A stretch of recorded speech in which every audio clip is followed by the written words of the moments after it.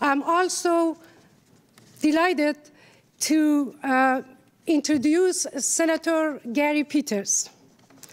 Senator Gary Peters, a Democrat from Michigan, is the ranking member of the Homeland Security and Government Affairs Committee. He is also a member of Armed Services Committee. Senator Peters is a former congressman and a former member of the U.S. Naval Reserves.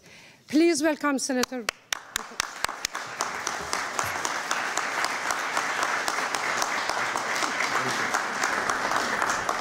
Well, thank you, Faraday. Thank you for the kind introduction, and it's a pleasure to be with all of you here today. And thank you for an opportunity to say a few words. I think they have actually called votes, so Senator Lieberman and Senator Ayotte know exactly what. There it is. But I have that power. When I say it, the buzzer goes off.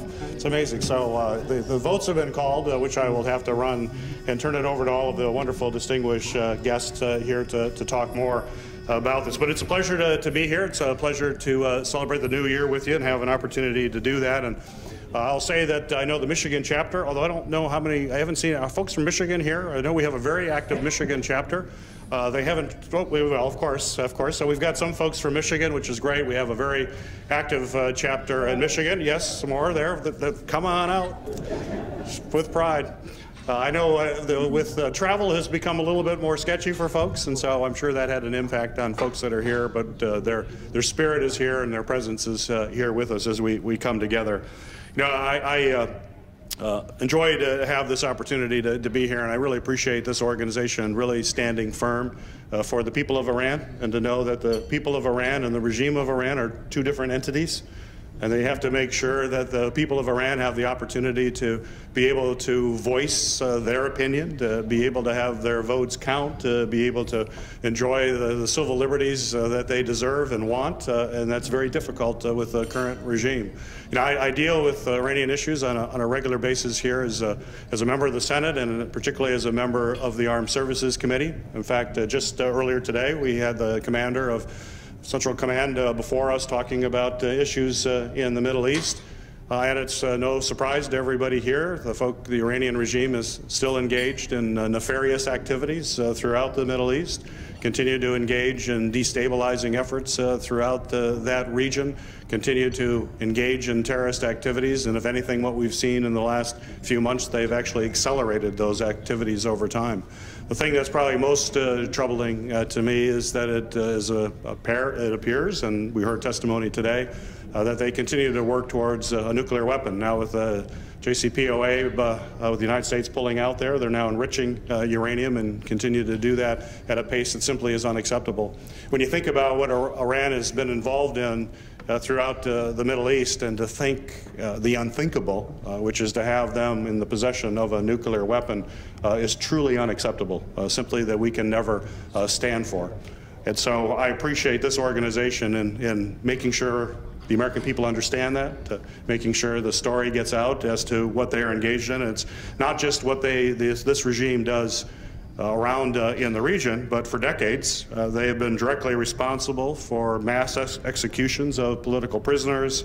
They've violently suppressed peaceful protests. They have sham elections, all of the things that you tell us about, and are very active in making sure the American people understand.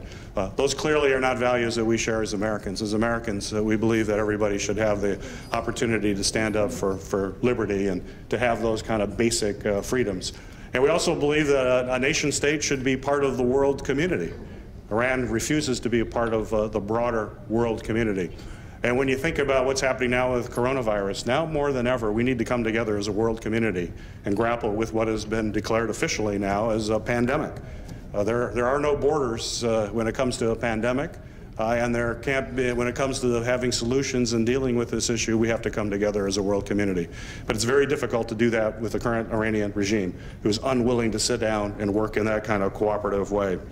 So I have experienced or have seen firsthand how they willingly fail to adhere to basic international obligations and basic human rights, things that we take for granted here in the United States, but we know you can't you have to constantly stand up to those who are the oppressors.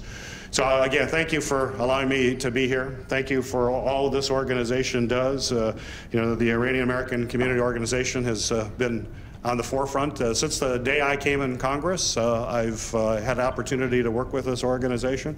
I cherish the relationship we've had. I know my predecessor, Levin, also worked a great deal with this organization. Senator Lieberman, you worked with my predecessor a lot, and I know you had a very close relationship with him, and you shared your passion for standing up for the people of Iran and letting them exercise their free rights.